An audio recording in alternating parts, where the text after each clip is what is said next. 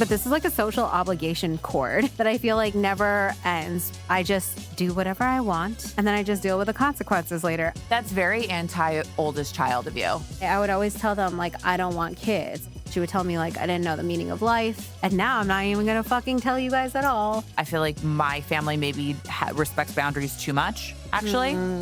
You made the concept of grandkids more important than you made your own child. Oh my God, it almost feels like we were sisters in past lives sometimes. Welcome to Advanced Maternal Age, real and raw talk from pregnancy, labor, 3 a.m. trenches, and the messy magic of motherhood. Fertility, conception, surprise turns, and the acronyms no one asked for. Whether you're tracking your cycle, cuddling a newborn, or figuring out what's next, you're in the right place. I'm Achint. I'm Meredith. We're your co-pilots on this AMA ride. This is Advanced Maternal Age. Hey guys, we are joined by two little creatures today in the studio. So if you hear any coos and giggles and random cries, that is the children. So, you know, we're surviving today, not thriving. No, it's been fine. No, yeah, it's been okay. But we're keeping it real. Lucky.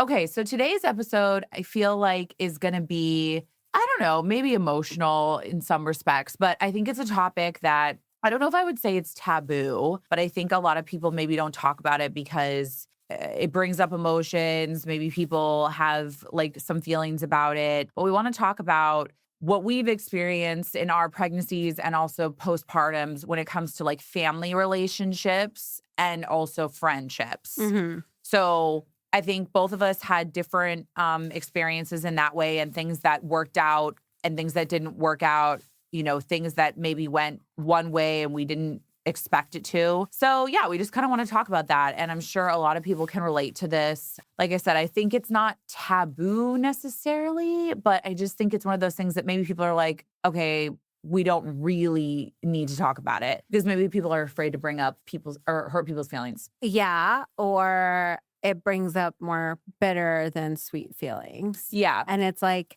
it's fine. It is what it is. I mean, it's part of life, right? Like anytime you go through not just becoming a parent, but anytime I feel like you go through like a big pivotal change, whether it's like people think that about weddings, right? Weddings, you graduate, you start a different career, you move, all these, any major things, or you suffer a loss, grief. All of these things in life like change you and you have to like adapt to it. And either your inner circle adapts to the new person you are, or you find, you know, a new inner circle, or you gather people along the way. Yeah. So I feel like you should start it off, Achint, with your pregnancy story and like your family dynamic and what happened with that. I think when it comes to culture, there's a lot of almost like a sense of obligation, right? That even if you don't want to do something, you still do it because like, how are my parents going to feel about this? Or somebody's going to feel upset or whatever. It's a very big like brown people thing. I think it definitely happens a lot with the Indian,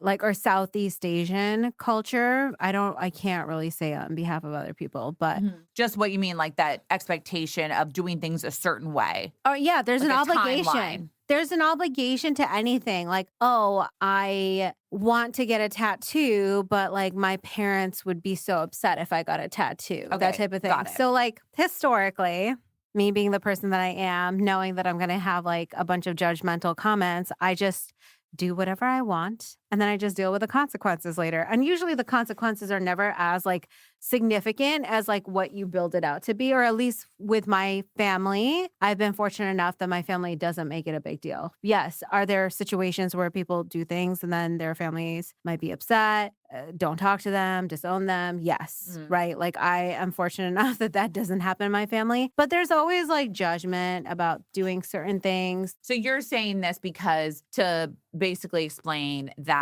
culturally, even as an adult, somebody who's married, you've moved out of your house a long time ago. Yeah, there's always obligations. Right. When you were trying to conceive and become pregnant, were your parents aware of that? I don't know if I knew. No. Did they know that you're even trying? No. They didn't know. No. Okay. So like, yeah, here's the thing. Like, I think there's like They say this in like Reiki and energy healing, right? Like there's like that cord, like the energetic cord that you're attached to your parents, especially with your like mother, because they birth you, right? Okay. So it's like that energetic cord, but this is like a social obligation cord that I feel like never ends with like generations. Of course, I am first generation, so maybe it's with me more. It will be less with my kids, hopefully. But yeah, this has always been a thing with me is that in my family, I do something. I got a tattoo, never told anybody. Got a dog, never told anybody. I just do things and then you'll deal with it and then later. I'll deal with it later. But yeah, so with Indian culture, having kids is such a big thing, right? The whole culture and ideology with Indian people is like, it's a very big thing to get married. It's a very big thing that the families should get along. And then like, it's a very big thing that you should have kids, right? So the kid conversation happens. I can't say that our parents really forced us to the first couple of years, but then after a while, it was like people my age. Kids. Yeah, because people my age who were getting married, they were all having kids. People that got married after me, they were having kids. And my mom was like, what's wrong with you guys? Like, why And are you got not having married kids? when you were like 28? I think 29. Okay. So by cultural standards, kind of late too Yeah. to get married. Yeah, but now it's like becoming, I don't know, the pendulum swings. Now people are getting married younger again. But yeah, with the millennials, we do get married. But the expectation was that within the first couple of years of being married, you would have had a kid. Yes. So because you didn't for like 6-7 years. Yeah, like it's like 3 years, fine. But because we were older, it was like you should really, I think with my parents, after a year and a half, they were like, all right, get on with the program. Like your husband's older than you. You're not necessarily young. It's not like you got married when you were 25. Right. That you had all this time on your hands, right? Like I know people that got married right out of college. They got 10 years together before they had kids. To have that relationship. Yeah. establish it. So even if they're having kids when they're in their late 20s or 30s or whatever, it's okay because they were married for so long and now they're having kids at a time that is like, okay, you've enjoyed your life. With us, it was like, I'm getting married, quote unquote, later. My husband is getting married later. Right. So you don't have time on your hands. So, people used to make comments and in my family just ask like, what's going on? My mom had this thing where she just felt like everybody else is doing something, you should do it too. Because like with a lot of Indian parents, it's like they give this like negative or competitive like way of talking down to their kids. And then they expect that you should prove them wrong or like that should motivate you. Motivate you. Yeah. Like be like, okay, bet. Yeah. Like, oh, okay, yeah, you're right. Or, maybe then I'll do it too. Well, she clearly doesn't know her daughter very well because I can tell you that would never work on you. No, that would never work. But I tell my entire family, I'm like, you should know by now, if you expect that you're going to try to tell me something and you want me to listen to you, don't say it. You're not going to do it the more you say it. No, I always go against the grain. Right. Always. Like if you want me to do something and if you say it, I'm going to do the exact opposite of what you say. You want me to go to right, I will go left and prove you that the left was better than the right. That's very anti-oldest child of you. Because usually oldest child is very much like do everything. Like I always said I was scared of my parents. Like I would have never not done what they told me to do. I have done a lot of listening to my parents. And at a certain point in my life where I felt like I was starting to be misunderstood, I then just started doing whatever I wanted to. You didn't tell your parents that you were trying to get pregnant. Well, I think I've mentioned it, right? That we were never like trying to get pregnant for a while. We were they never had an inkling that a baby was like on the horizon. No, because anytime that conversation happened with my family about it, I would always tell them like, I don't want kids. Like I'm very okay being the aunt. Like I don't want kids. Don't want kids because my mom had. What was your mom's reaction when you would say that? Oh, she would get really upset. She would tell me like, I didn't know the meaning of life, that I don't have my life together. I don't have my life together. Like I don't know anything. I'm just out there wasting my money and my time. And I'm like, I love spending money on myself. What are you talking about? Like I still love spending money on myself, right? So it was a lot of that. It's not something that she can understand clearly because she tells me that I'm like in the wrong age group to be having kids right now, right? So she couldn't see another way other than her way. she just basically was like, when she couldn't break me into the concept of having kids, then that would trickle to like family, friends, relatives, everybody. And it would always be like, now it became a conversation bigger than my parents. It became like things that other people in the family would talk to me about. Her friends would stop by anytime I was visiting home and they would make comments like, oh, it's been enough time now. You should have a kid. You should have a kid. And I'm like, are you raising my kid? Are you paying for their I love how it's college a community like voting decision. And I would literally always tell my mom, I'm like, okay, so every single one of your people that you think is making comments about me having kids, tell them to write me a check for $25,000 to $50,000. I would love to deposit that towards a potential IVF, bank account fund. I would love to put that towards like, my child's living expenses, all college expenses, everything. And I was like, because if you want to make those comments, you better have the backing and do something to support, your investment in my life. Like if you're so invested in my life and what I'm doing with my childbearing years and the concept of a child, then you should want to be part of it. When you did get pregnant, you were not on the greatest terms with your mom at the time, right? When you did get pregnant. So my mom and I have like a very, I wouldn't say complicated, but it's a very volatile relationship, or it's become a volatile relationship because as I have gained autonomy, I've gained, I had my own career, I got my own money, now I'm married. Like I'm not that Indian person that lives by like, oh, I'm married and I have like my house and my family, but I still need to listen to everything mommy and daddy say. Like I'm not doing that. Right. And geographically you live far enough from them that probably also helps. Oh yeah, that makes a big difference. We were very conscious because of the AMA and the fact that it was kind of like a surprise pregnancy where we weren't like doing the IVF and we were kind of like, all right, we'll let God decide what's going on. Right. That we wanted to keep it very like low key. And part of it was like, oh, maybe I'll tell my family, but I want to tell them on my own time. I want to make it like a big surprise. I want to shock my entire family. Oh, wow. Okay. So you had like all this intention to do some big reveal. Yeah, but it was going to be like a really crazy reveal where I just send invites to like my baby shower to the family. Like I was like just a hard launch. Yeah, it was going to be like a serious hard launch like that. Like, here's my invite to like the baby shower. So like, what happened that made you not tell anybody? I was already pregnant. We had gone home for the holidays and my mom started on the conversation again. And now was like, it just was like such an abrasive conversation. And maybe if I wasn't pregnant, if I wasn't as hormonal, maybe it just would have been like another blow up fight. And we would have like walked. You could have let it like roll off your back. Yeah. And like, whatever, you just get over it and whatever. Move on. But something happened with that conversation where it just like kind of escalated so much and there was so much said, like on both sides, right? But it was so much said.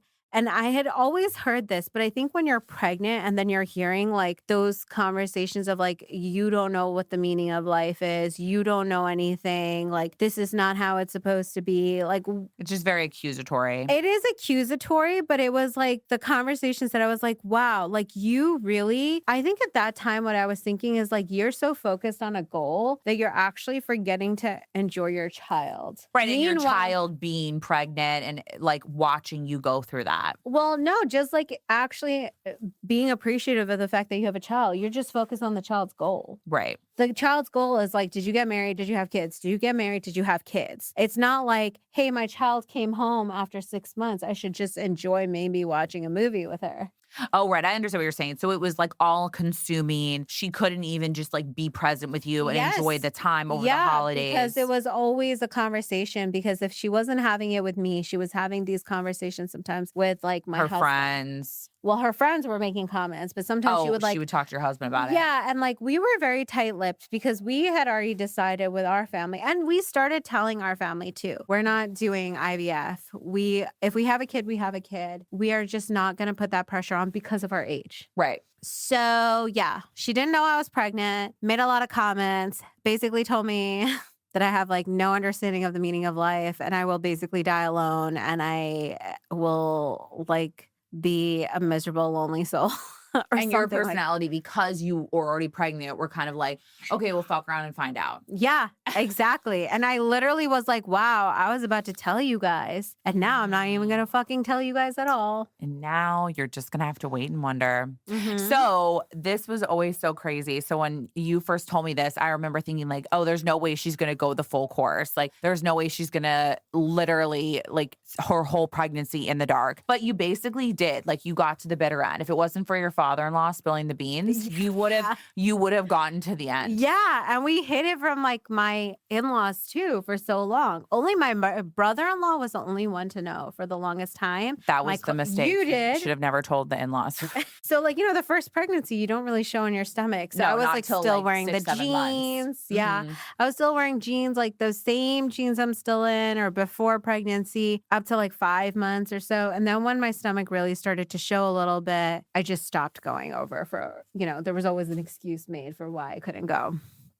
So we told my in-laws at like 34 weeks and we're like, don't say anything. And they were like, oh my God, you haven't told your parents? And I was like, no, like we're going to wait. That time it was like, oh, geriatric pregnancy. I want to wait. What's going on with my induction? Like made up a bunch of excuses. Right. So this was like a month before you gave birth. Yes. At that point, my aunt had put it together. She's like, oh, no, this makes a lot of sense. She hasn't seen us since Christmas, this, that, everything else. Only her husband has showed up whenever we wanted to hang out with them. So that happened. And then we kept on pushing the conversation every week. My in-laws are like, oh, what's going on? Why haven't you told your parents? And I'm like, oh, this excuse, that excuse. GD, AMA, like every excuse under the sun is being used. And then at one point, my parents are not getting the answer from anybody. So my mom's like, all right, then I'm going to call Achint's in-laws. And so then they start calling. And he just couldn't do it. I think like I don't remember at this point. Something happened. The guilt of like lying to them or yeah, something. the guilt of lying to them. So something happened and he's like, oh, Achint hasn't told you? Oh my gosh, she's like due in 10 days. And then all of a sudden my mom finds out and she's like, this is so exciting. But I was so pissed. This is what happens with brown people, right? There's no respect for boundaries. Well, there is no respect for boundaries. Like that's we had not said, only a brown person thing. I feel like there's a lot of families. I mean, I feel like my family maybe respects boundaries too much, actually.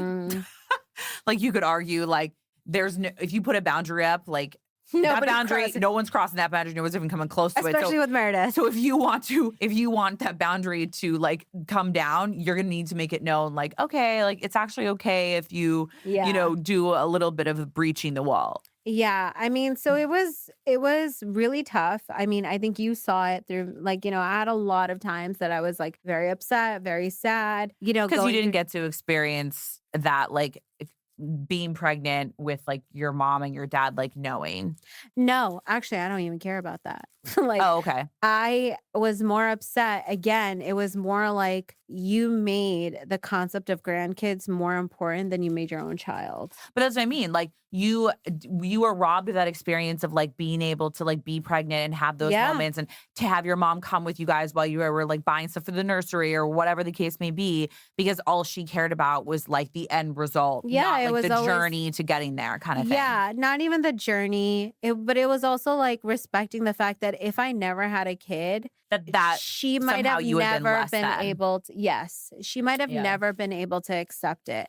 Now, how's our relationship healed? Of course, she came the night before my surgery. She stayed for like 3.5 weeks, was very helpful. Very happy to be a grandma. Oh, yeah. Very happy to be a grandma. Obviously, our relationship has repaired. We don't really cross that boundary, but I think because the end result is there. I mean, I think the thing is that it is annoying though, right? To like feel like you are not appreciated as a child, but you can be appreciated when you have a grandchild. I fortunately did not have that experience with my family. I mean, I always said that I would love to be a mom. I didn't always say that. Probably like when I get into my late 20s, I decided, okay, I actually would like to be a mother one day. But similar to you, I was very much of the thought of, listen, if it's meant to be, it will be. What's meant for you doesn't pass you by. I'm not saying that I would have been against doing IVF or anything like that if I needed to. But of course, it wasn't like on my radar right now. And then also my pregnancy was not like a planned pregnancy, like wasn't actively trying to be pregnant. So it all just really happened like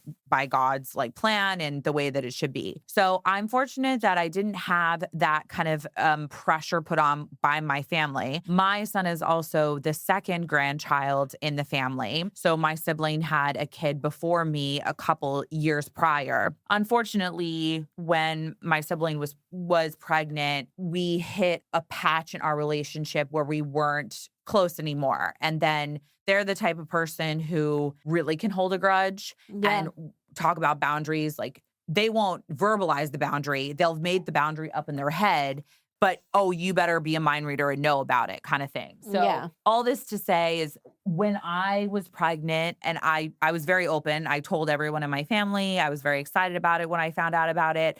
I told my sibling that has a child about it. They responded to me maybe like several weeks later. I don't know, something very nonchalant. So from there, it just kind of was disappointing. And I did have moments of like, I don't know if sadness is the word, but more like disappointment, just being like, wow, so this is an experience that we can say we've shared with each other. Yeah. And we couldn't even like come together in that time. So that was probably, as far as family goes, the only weird place of contention.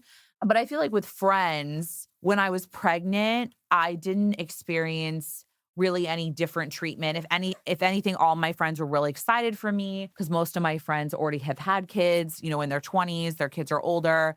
So everyone was really excited that like, oh, I was finally, pregnant and going to have a family and be a mom. And everyone was really jazzed for me. But postpartum has been interesting because there has been, well, as we know from my birth story, I went through a really bad birth experience and really struggled with getting back on my feet after the C-section and the complication. And I feel like what's been shocking to me is some friends that I thought would show up for me because they have up until this point in my life, they didn't. And they really just were in the wind. But then equally, there's been friends that I really didn't think would show up as much as they have. So it's interesting in that way, like what has happened. Whereas some friends I really thought, oh, for sure, like they're going to be there. They've always been like my ride or dies. They'll continue to be my ride or die. But the ones that I let's just say wouldn't have been too surprised if maybe they weren't as present in my life as maybe they once were before I became a mom and had a kid. Some of those friends really have like shown up. Yeah. No, and that's been like really interesting. So I guess it's that old adage, what's meant for you will be for you. And that kind of is how I feel about the friendships now, like having a kid. I also have to say that a part of that is also you have to you can only understand and experience that if you've gone through motherhood, right? I feel like I owe my friends who had kids prior to me having children like an apology, because though I could feel like concerns for their kids or their situation, or I would have the same type of rage too if I was in your situation, or the anxiety, you really don't feel it the same way until you're in it. No, for sure. 100%. And a lot of my friends, my close friends that have kids, they don't even live by me. So my circle here, a lot of my friends here don't have kids yet, or they're gay men and they don't want to have kids. I agree with you. It's until you're in it, you really can't know for sure. And I think I've always been like supportive, but I can definitely say that like now that I am a mom myself, I'm more aware of like where I could show up better for my friends. I feel like I never, even the ones that are like long distance from me, even if that's just like checking in on them more than maybe I once did, asking like about them, not always the kids. Because when you call, you're always like, oh, how are the kids? But it's also like, oh, but how are you? You know? That was a big thing. I think with certain friends, I did check up on them more than their kid, but I think I could have done more in terms of just overall checking in or providing support. Even if it's like, hey, I sent you a gift card so that you could have a meal because like nobody realizes that you're not really eating or whatever. And I only when I was. Or even like a gift card to like do some self-care because you know they're not going to spend that money on themselves. Yes, exactly. Things like that. Anything, yeah. But I also think, we brought this up on other episodes. My mom even said it on her interview to you and I that like me and you, we've known each other for a little over a year now. Like our friendship, really caught on like a house on fire. And yes, we're very close to each other. Like we literally live 10 minutes walk now. We're about to live less than 60 seconds walk. Because I'm about to move across the street in a couple months' time.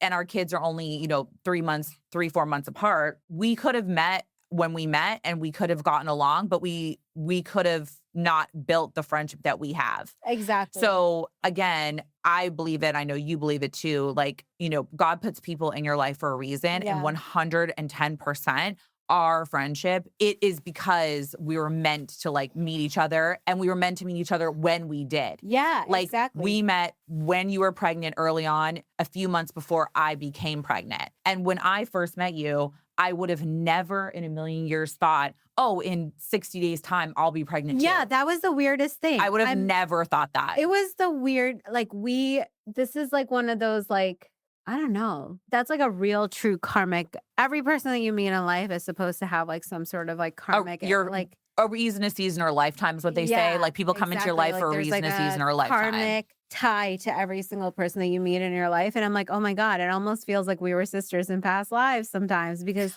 like we met at like the most unique point in each other's lives. Yeah. And yeah, it's been great. And that's another blessing of having kids when you're older, because I'm not saying you don't have a village when you're younger, but I don't know. The way I was in my 20s, I wouldn't be thinking the way I'm thinking now. No. 100%, I wouldn't be. But maybe when you have kids, you'd gain a different type of maturity, even if you're younger. Like you're know, forced to, for sure. Yes. Yeah. You're forced to versus you choose to at this age. So I think the takeaway from this episode that we wanted to just get across to everybody is when you go through big changes in life, in our case, becoming mothers, there might be some changes in your relationships, whether it's your family dynamics and your family relationships or your friendships. But if things do go a different way than you expected or thought that they would, I think what's helped me is just to kind of take a step back from it and be like, okay, you know what? Maybe these relationships are meant to be this way for now, because like how our relationship between you and I is something I could have never, I'm going to get like emotional. I could have never like dreamed it up. And it's been You're like, so lucky. Yeah, it's been like a real like blessing. And like, I could have never like created it, So if other friendships or relationships in my life, fall a little bit, I have to just trust that maybe they'll come back. And if they don't, then that's the way it was meant to happen. Yeah. We hope you guys liked this episode. It was a little different than the last couple ones with the interviews and, talking about, specific things that we did during pregnancy. This was more of a relationship life update and just kind of like a stream of consciousness of like our mental state and like what we've been experiencing so far. But I feel like our mental state right now. We're like borderline. It's been a long day. It's been a long day. But I think that we'll probably do another one of these next season because it'll be interesting to see like where our heads are at in like 6 months' time and, what's changed. So on that note, we're going to go feed and bath time these children, and we'll talk to you next week. Bye, Lassie. Bye. Goodbye.